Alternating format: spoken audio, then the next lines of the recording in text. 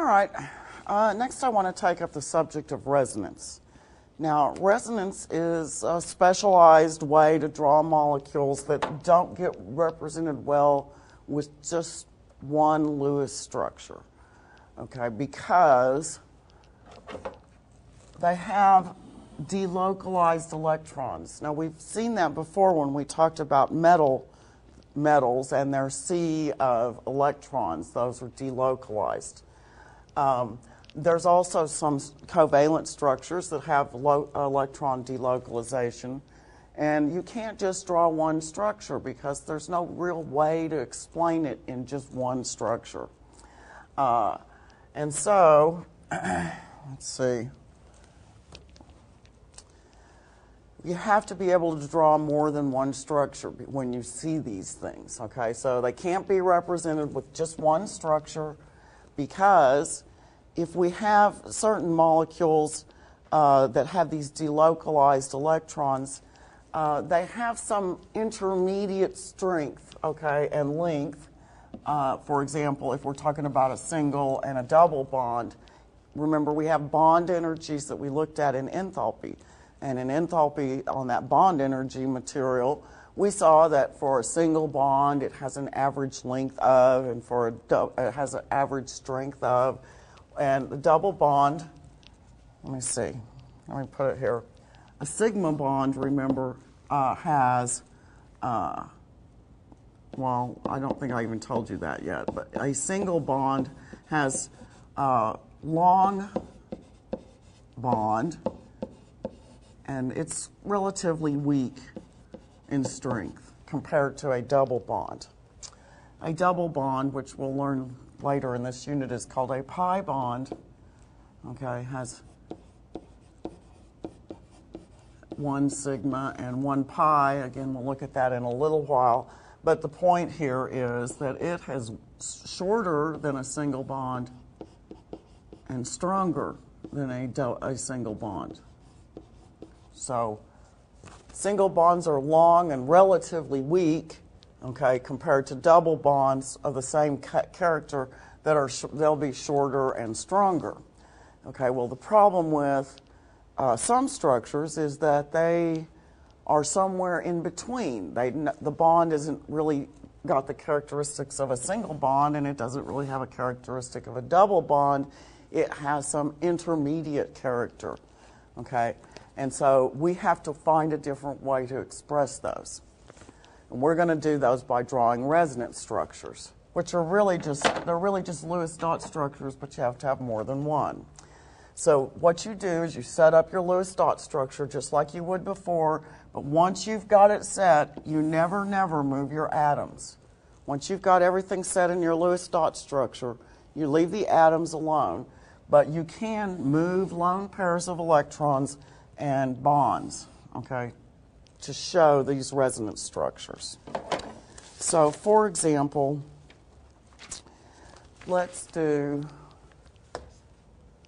the NO2 minus structure. Now, NO2 minus is nitrate ion. All right, we've done an NO2, that was an exception earlier, and that's nitrogen dioxide. Nitrogen dioxide. So be careful on these things. This one we're about to do has a negative charge. And it's an ion and not a traditional molecule like that. However, it is covalently bonded.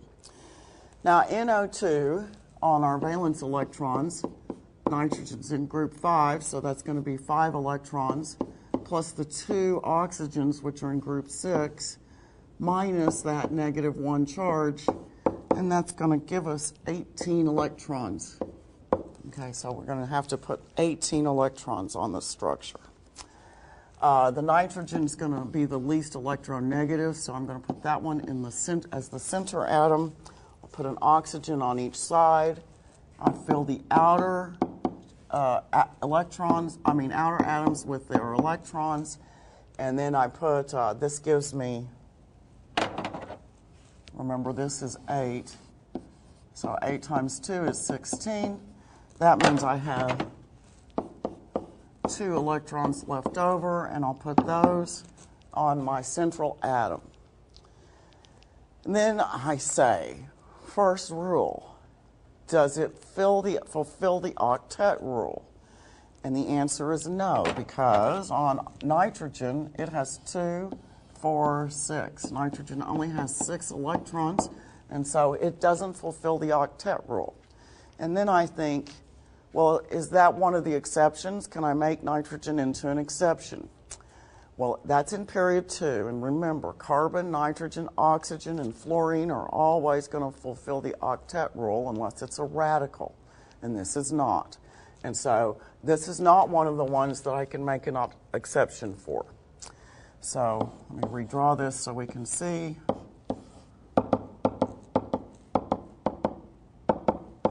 So what I'm going to do is I'm going to take 1 pair of electrons off of this oxygen and form a double bond. So then I'll have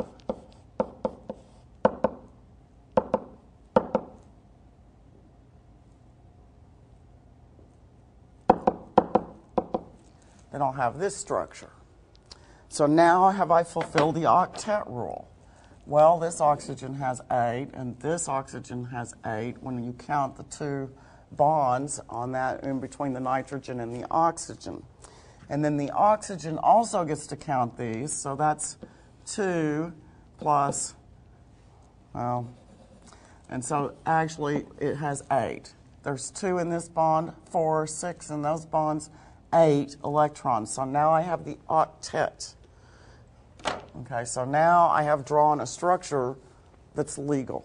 Okay, and so that makes it a good structure. All right, let me redo this one more time.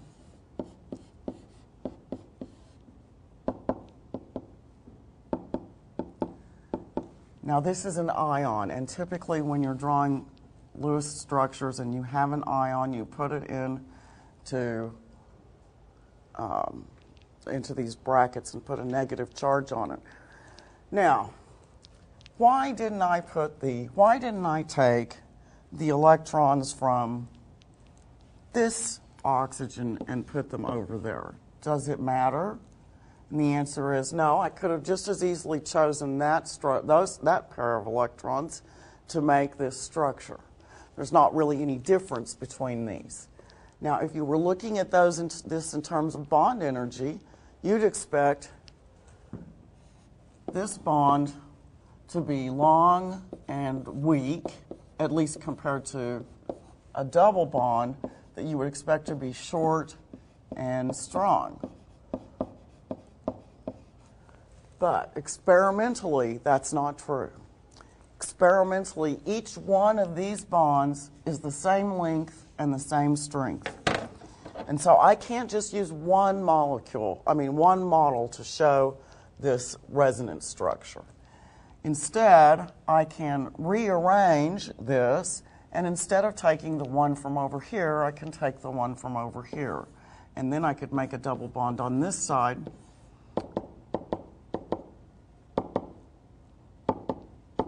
It looks like this. I'll put it in its brackets because also resonance structures always go in these brackets. And then I didn't leave myself very much room, and you show it with this little arrow. I'll do it better on the next one, okay? But that's a specialized technique of showing resonance structures, okay? So because those bonds, these 2 bonds, are equal, they're equal in strength and length, I can't just show this one, or I can't just show this one, and I can't just show this one. I need to show both of those. Let me put in a new page because I want to come back to these in a few minutes.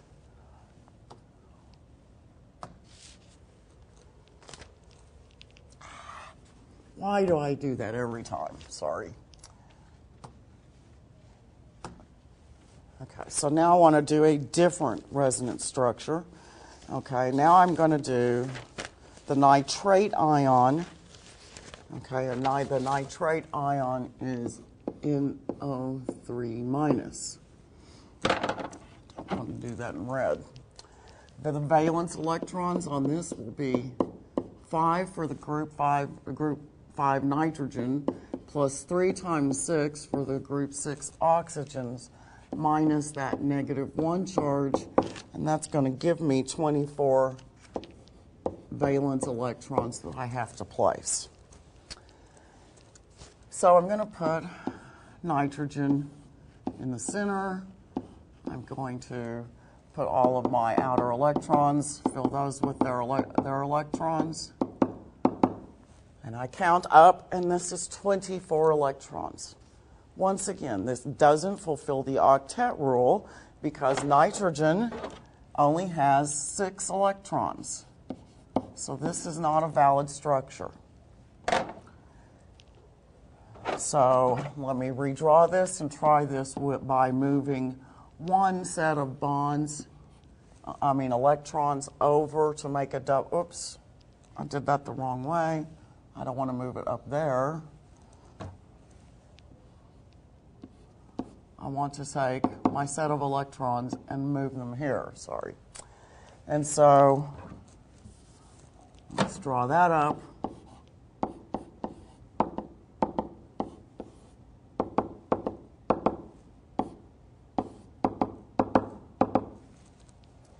And then now I'm going to fulfill the octet rule.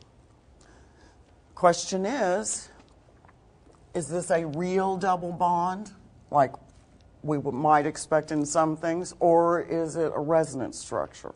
Is there any reason why I couldn't have taken a set of electrons from this oxygen and made them over here, or a set of electrons from there and made it here? No. I could have done it any of those ways if it's true that it's a resonance structure. And it turns out that it is a resonance structure, and I'll show you what's not a resonance structure later. Turns out this is a resonance structure, and so in order to properly draw this, put this in its brackets, I'm going to need to, I wish I had more room, but anyway, now instead of drawing my double bond here, I'll be drawing it up there now. So now I'll have O-NO double bonded O-O. I'll fill my outer electrons, and that's going to be also a resonance structure. And likewise, I can make this double bond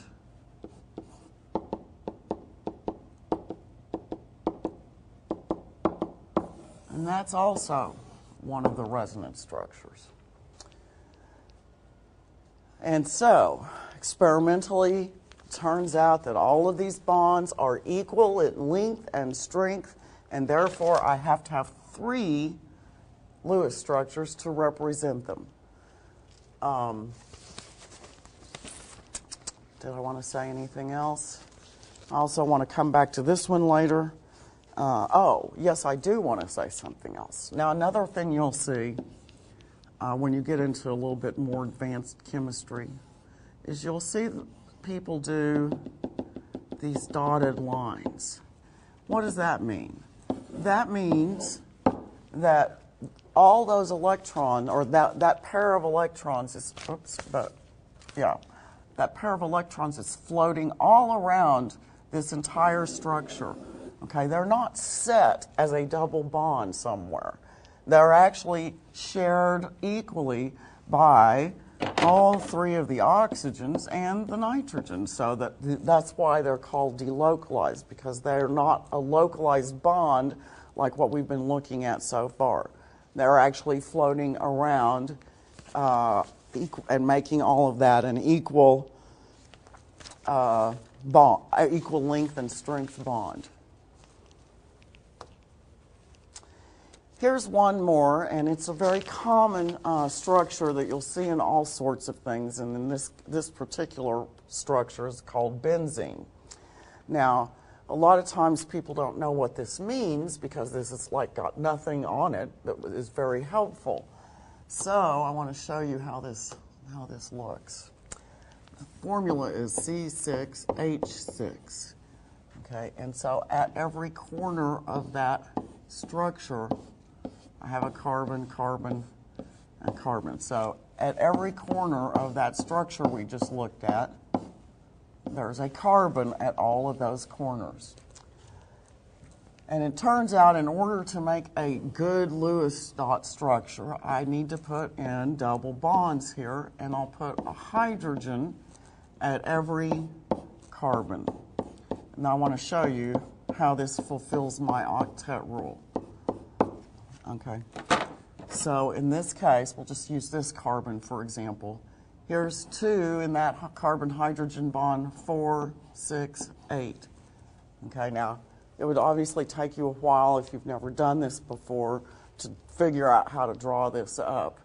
But this structure is very common and found in all kinds of things. And it's useful, and at times it can be dangerous depending on what it's being used for. But this is the backbone of many, many chemicals. Anyway, here, let me go back here. Anyway, this is also a resonance structure. It's not an ion, so I don't, well, actually, it is a resonance structure. And so any resonance structure technically ought to be put into these lovely brackets with this arrow double-headed on each side to show this is a resonance structure. And all this says is these electrons that are held in what we call a double bond here aren't really double bonds. Instead, what they are is localized. Okay, so, I mean delocalized. And so they float around this structure, making all of the bonds between the carbons and the hydrogens, making all of these equally the same length and strength. So I wanted to bring that up because that's a very common molecule. In fact, I think I have a picture here of ibuprofen, okay? And I know there's a lot of other stuff on here, but here is that benzene ring, okay, again, in that ibuprofen.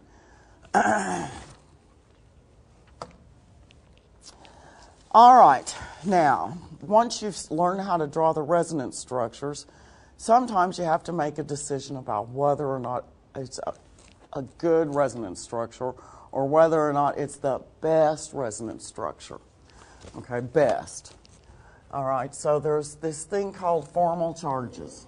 And formal charges are the valence electrons minus, okay, so we've got your whatever your valence electrons are, minus 1/2 of the bonded, I should have put this all in brackets, minus 1/2 of the bonded electrons and all of the lone pairs of electrons. Now, when you're trying to make the best structure, you want to have the least amount of formal charges you possibly can. And you're going to put the negative charge on the more electronegative atoms. We haven't put charges on anything yet, but we will. And we really want to try to avoid structures where there's adjacent similar charges. So we really are not a big fan of having a molecule that has 2 negative charges like that, or maybe we've got A plus and A plus. You know, those aren't typically very good. Okay, so we want to avoid structures like that. So I want to go back now to our nitrate ion for a minute, our nitrate ion. And let me find a place. I'll just redraw this because I've made a big mess here. So let me just redraw our nitrate ion for a second. If I can get rid of some of this stuff. So nitrate. We found that, oops, let me put the electrons on it. We found that one of the structures looks like this. Okay, and so what I'm going to do here is I'm going to label this oxygen 1, Oxygen 1, I'm going to label this oxygen 2. Okay, now so our rule is the formal charge is equal to the valence electrons minus 1/2 of the bonded electrons plus the lone electrons. Okay, so let's see. Let's begin with our nitrogen. We're going to think about nitrogen first. Nitrogen is in group 5, so it has 5 valence electrons. And then I'm going to count up, or I'm going to subtract from that 1/2 of the bonded electrons. Well, there's 2, 4, 6 bonded electrons, so 1/2 of those 6 electrons plus the 2 that I have as a lone pair up there, plus 2, and that's going to give me a value of 3 plus 2, so that's going to end up being 0. Okay, so 5 minus 3 minus 2 is 0. All right, so the formal charge on the nitrogen is 0. Now, that gets awfully complicated, and I don't really like that formula, so just as a shortcut, I'm going to show you what I typically do. So 1/2 of 6, that's just kind of cumbersome. So instead, I think, well, there's 3 bonds, and so that means there's 3 electrons from the nitrogen. The other electron is from the oxygen, so 3 plus the 2 from the lone pair is still going to give me 0. So that's usually how I think it up, but you should use whichever one you like. Now, I'm going to do oxygen 1. Okay, so we're talking about this oxygen over here. So in oxygen 1, oxygen's in group 6, so that's 6. Then I'm going to subtract away the bond. Well, there's 1/2 of 2, so that's 1. And then I'm going to count up my total lone electrons. There's 2, 4, 6 there. And so this works out to be a -1 charge. So the charge on this oxygen is -1. And let's look at the oxygen 2. Okay, this double bonded oxygen. Again, that's out of group 6, so 6 valence electrons. And then I'm going to subtract away the the electrons in the double bonds. So there's 1, 2 in those bonds, and 2 and 4 from my electrons. And so this is going to end up being a 0. A 0. And so you can see where our negative charge comes from in this case. It comes from this charge. So in reality, each oxygen would have about 1/2 of a negative charge, but we can't draw that in our little resonance structure. Each one of these has to have its own deal. But like if I did the other one, for example, instead of doing the double bond on that side, I could do the double bond on this side, and hopefully you can see that this would still have the same kind of charges, but now this nitrogen would be 0, this oxygen is 0, and that oxygen is a -1.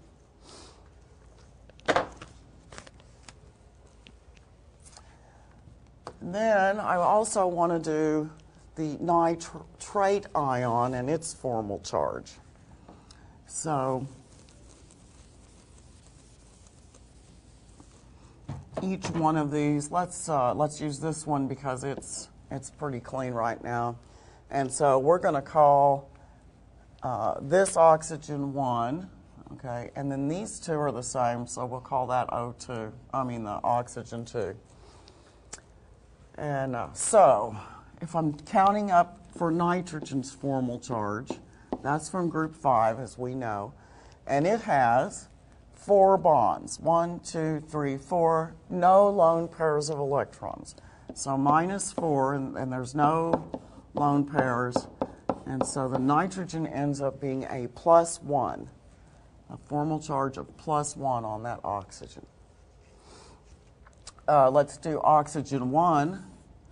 Oxygen 1 is going to be equal to 6, because that's in group 6, minus the electrons in the bond, so that's 2, plus the lone pairs of electrons, that's 4, and so that oxygen ends up being 0. Okay, so that doesn't have a charge.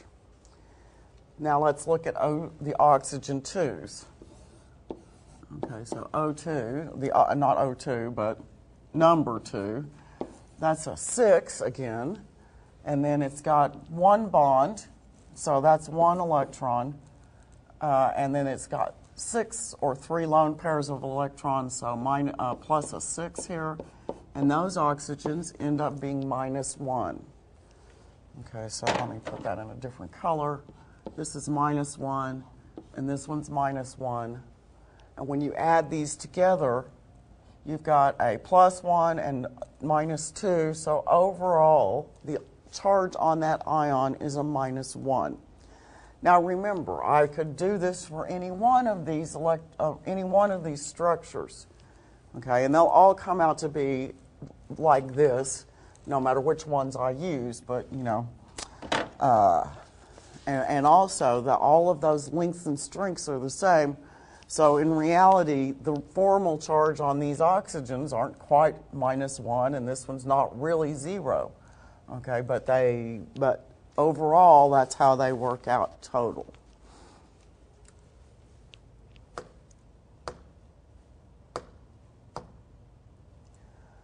All right, so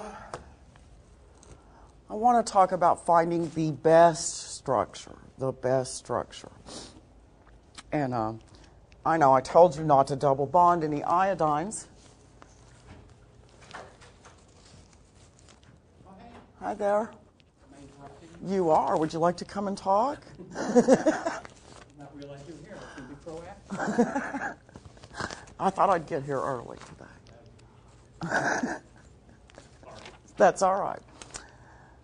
Okay, so we're talking about the best structure. Okay, and the best structure. And I told you not to double bond halogens. Never, never double bond fluorine, because it really only has the one possible place where it can bond. Okay, so if you see structures that have double bonded fluorines, they're trying to make a point. Okay, but because it really isn't going to double bond, because it can only make the one bond with that electron, and it doesn't have any d orbitals that it can use. But you'll see while you're doing these structures that sometimes you will be doing some double bonding with these halogens. Well, anyway, so I want to talk about this iodate or periodate structure.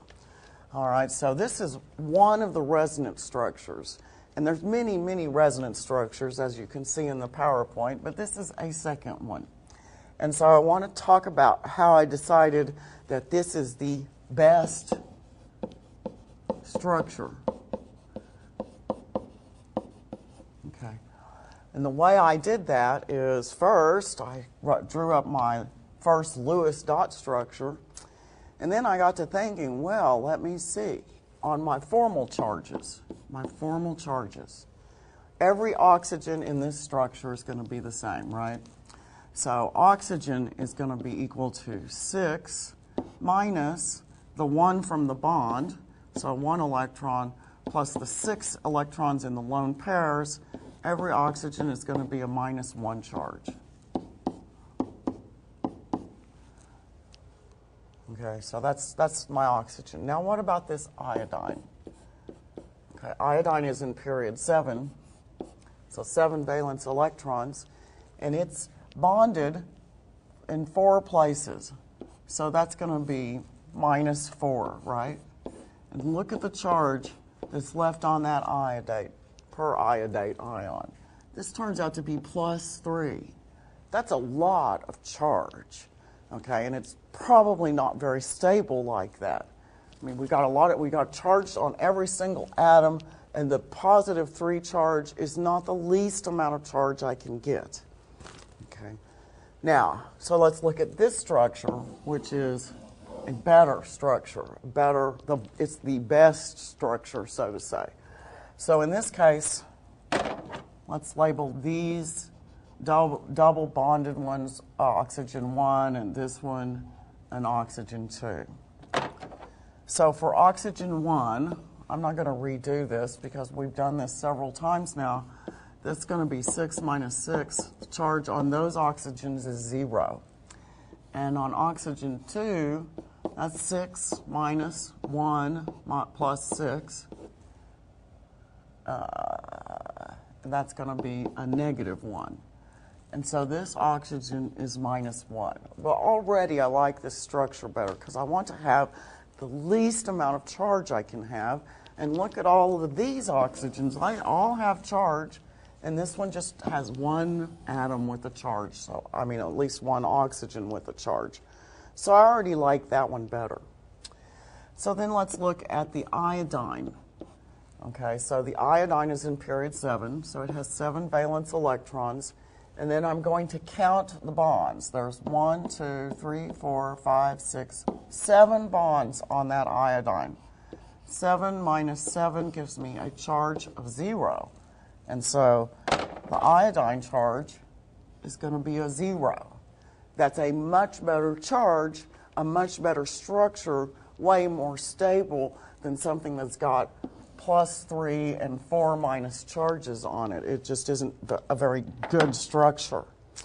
Now this is a complicated formal charge, and I would not expect you to be able to recognize this necessarily, but I wanted to make the point about what a best structure is.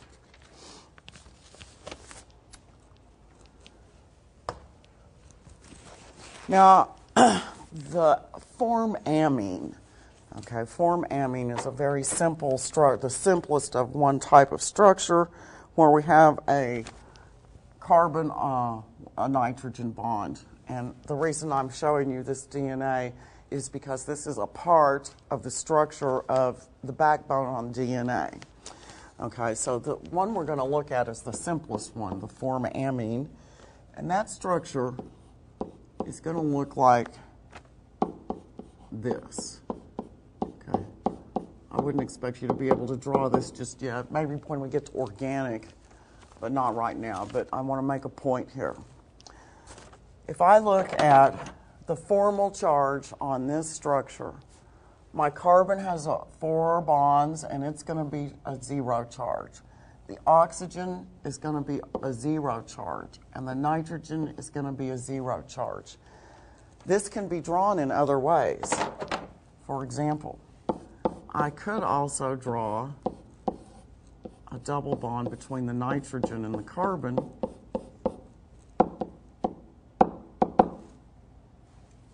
Like so.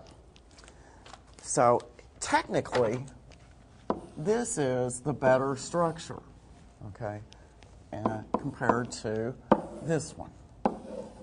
And one of the things that's really nice about this bond in this way, the way it's the best structure, is that it's very stable. And so therefore, your DNA doesn't get degraded or worked on in the ways that it shouldn't, because this backbone along here, this backbone along in here, has these peptide bonds.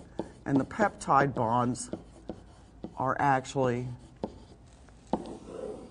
like this. Okay, there's other stuff in there, but we're just talking about the peptide right now. So that makes this a very stable structure. Yay, we don't get so much damage on our DNA. But you still have to control DNA.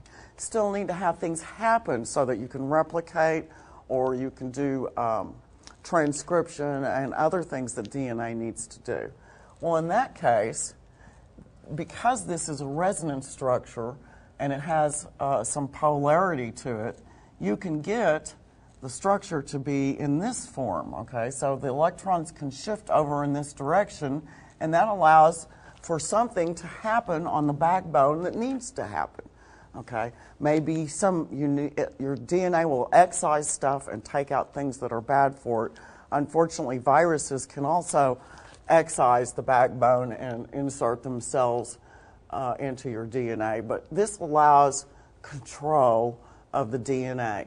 And so resonance structures are very important because they're, like in this case, this would be how you'd want the DNA to be normally, and this is the form you'd want it to take if it needs to operate in some way. Okay, so even though technically this is our best structure, this is a useful structure, and we better have an ability to open up that DNA. Okay, so practice is all I can say. Practice, practice, practice. Oh, I did want to talk one more thing. I wanted to show you what isn't going to be a resonance structure.